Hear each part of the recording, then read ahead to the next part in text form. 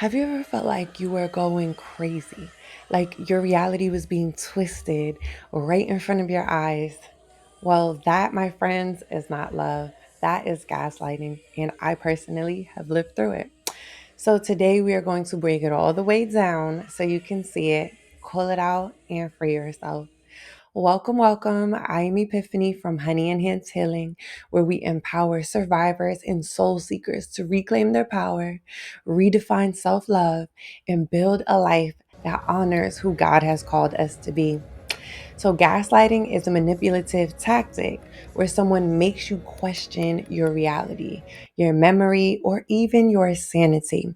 It is a slow and quiet erosion of your self trust. And as a survivor myself, I know firsthand how dangerous and absolutely isolating it can be. So, let's get into it. What even is emotional manipulation? It's defined as a form of psychological influence where one person seeks to control or undermine another's thoughts, feelings, or behaviors for their own benefit. It is often covert and can leave you questioning your own reality. So, here are some tactics that people tend to use: constant guilt tripping to get their way, playing the victim to avoid accountability, using charm or intense affection, aka love bombing, to distract you from the red flags. Healthy versus manipulative communication, what it looks like. In a healthy relationship, there's a space for honesty, growth, and mutual respect. But in a manipulative dynamic, it thrives on confusion, power imbalances, and control.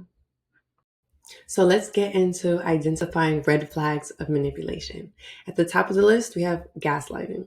This is when someone makes you doubt your memory, perception, or even your sanity.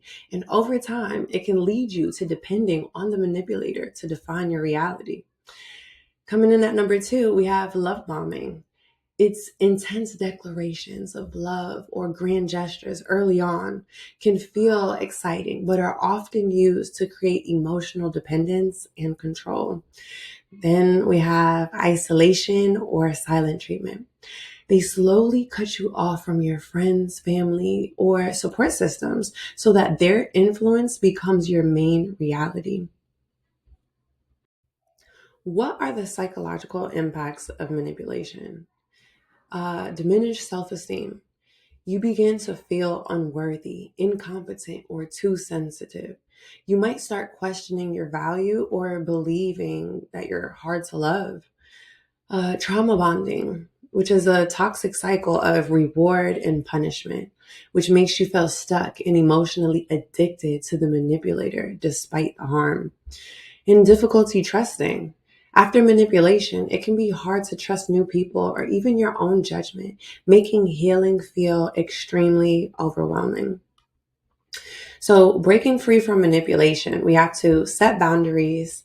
Clear, non negotiable boundaries are our line of defense. Boundaries are not about punishment, they are about protecting your emotional and spiritual health. We seek support because we don't have to do it alone. We turn to trusted family, friends, or faith based communities, therapists, or even support groups. Remember that God designed us for community and wise counsel. And we do a bunch of self care and empowerment. We rebuild our self esteem by prioritizing activities that ground and affirm us, like journaling, prayer, affirmations, hobbies, and time in nature. This is our session to restore our identity. Moving forward through healthy relationships and self love. We build healthy relationships. True connection is built on respect, reciprocity, and shared values. We deserve relationships where we feel safe, where we feel heard, and where we feel cherished. We prioritize self love. We take time to reflect on our values, affirm our worth, and nurture our bodies, our minds, and our spirits. Because self love is not selfish, it is, in fact, a necessity.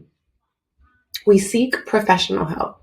Healing from manipulation can be extremely complex. So, a therapist or a counselor can help us to unpack the past and create a new, healthier pattern for ourselves. It's a courageous act of faith to invest into our growth and into ourselves. So remember this: God did not call us to live in confusion and fear. He called us to live in love and in power and a sound mind. Timothy 2:1-7. You are not too broken to heal.